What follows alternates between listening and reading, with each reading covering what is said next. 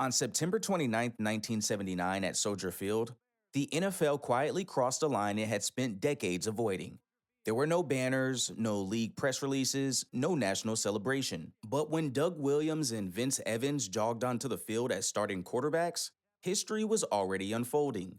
For the first time ever, two black quarterbacks were trusted to start against each other in an NFL game. In an era when black QBs were still questioned, converted, or benched at the first mistake, this moment wasn't supposed to happen, and that's exactly why it mattered. The league didn't celebrate it, the cameras didn't linger on it, but everyone inside the stadium understood the weight of what they were seeing. This wasn't just the Buccaneers versus the Bears, it was belief versus bias, opportunity versus resistance, and a system being tested without even realizing it. And once the ball was snapped, there was no going back. By 1979, the NFL still treated the quarterback position as sacred ground. And for most of its history, that ground was off limits to black players. The league didn't write this rule into its bylaws, but it enforced it just as strictly. Quarterback was considered the thinking position, the role that required leadership, emotional control, and intelligence under pressure. And for decades, decision makers openly questioned whether black athletes possessed those traits at a professional level. From the 1950s through the 1970s, the pattern was unmistakable. Talented black quarterbacks entered the league only to be redirected, restrained, or removed. College stars who dominated Saturdays were told they could help a team, just not at quarterback. They were pushed toward wide receiver, defensive back, or running back, regardless of how well they had read defenses or commanded huddles in college. When they did get chances under center, the margin for error was razor thin. One mistake often meant a permanent benching. The league had already shown its hand. Eldridge Dickey, the first black quarterback ever drafted in the first round in 1968, never received a legitimate opportunity to start. Marlon Briscoe shattered rookie passing records in 1968, only to be converted into a wide receiver the following season. Joe Gilliam outplayed Terry Bradshaw in camp in 1974, yet was quietly pushed aside once the season began. These weren't accidents, they were precedents. By the late 1970s, the NFL had created a system where black quarterbacks were tolerated only in emergency situations. When injuries piled up, seasons collapsed, or fan pressure became unavoidable. They weren't groomed as long term leaders, they were tested as short term solutions. That's what made September 29, 1979 feel almost unreal. Two black quarterbacks weren't just filling in, they were starting by choice, not desperation, on the same field. For a league built on control and tradition, that moment wasn't progress. It was a disruption. And once it happened, the NFL couldn't pretend it didn't. By the time September 1979 arrived, Doug Williams wasn't just another starting quarterback. He was a problem the NFL hadn't figured out how to contain. 1 year earlier, in 1978, Williams became the first black quarterback drafted in the first round of the modern NFL era, a moment that should have signaled progress.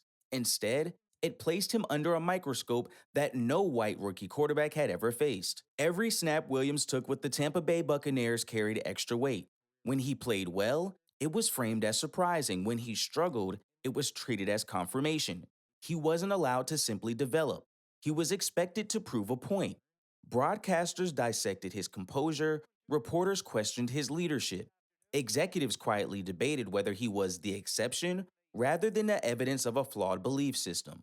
What made Williams especially threatening to the league's old thinking wasn't just his arm talent, it was his confidence. He commanded the huddle, he studied defenses, he made audibles. He played the position the way quarterbacks are supposed to play it. And worse for the NFL's comfort level, he didn't carry himself like someone grateful just to be there. Williams expected to be treated like a franchise leader, not a social experiment. That expectation made front offices uneasy. The idea of a black quarterback who demanded respect, financially, professionally, and structurally, challenged the league in ways a quiet backup never could. Williams wasn't fitting into the system, he was testing it. So when Tampa Bay rolled into Chicago undefeated at 4-0, with Doug Williams under center, this wasn't just another road game. It was a referendum, a chance for critics to say, see, it won't last, a chance for supporters to say this is the future. And across the field stood another black quarterback. Not empowered like Williams, not protected like a franchise cornerstone, but fighting his own battle inside a system that never fully believed in him. The NFL wasn't ready for what that matchup represented, and it definitely wasn't ready for what would happen next. While Doug Williams arrived in Chicago carrying the pressure of being too visible, Vince Evans arrived carrying the burden of never being fully believed in. His resume said star, his treatment said placeholder. And by 1979, that contradiction defined his NFL life. Evans entered the league with credentials most quarterbacks could only dream of. At USC, he wasn't just productive, he was dominant. In the 1977 Rose Bowl, Evans outdueled Michigan and earned Rose Bowl MVP, displaying poise, arm strength, and command of one of college football's biggest stages. Scouts praised his tools, coaches praised his toughness. On paper, he looked like a future franchise quarterback. But in Chicago, belief came with conditions. The Chicago Bears cycled through quarterbacks while Evans waited. Veterans were given longer leashes, struggles were excused. Evans, meanwhile, was evaluated through coded language, decision making, discipline, game management, the same phrases that had followed black quarterbacks for decades. When the Bears were desperate, Evans was trusted. When stability mattered, he was sidelined. By the late 1970s, Evans had become something the NFL was comfortable with, a capable black quarterback who could start temporarily. Not a face of the franchise, not a long term answer, just good enough to hold the line until something else arrived. That's what made September 29th, 1979 so charged beneath the surface. Evans wasn't starting because the Bears were desperate, he was starting because he had earned it. And for once, the league had no alternative explanation ready. Across from him stood Doug Williams, a quarterback being tested because he demanded too much. On Evans' side stood a quarterback being tested because the league expected too little. Two black quarterbacks, two opposing narratives, same field, same afternoon. And for the first time, the NFL couldn't hide behind excuses. Because once the game kicked off, this wasn't theory anymore, it was reality. Williams and Evans weren't symbolic figures anymore, they were decision makers, leaders, men trusted to read defenses, manage tempo, and finish games.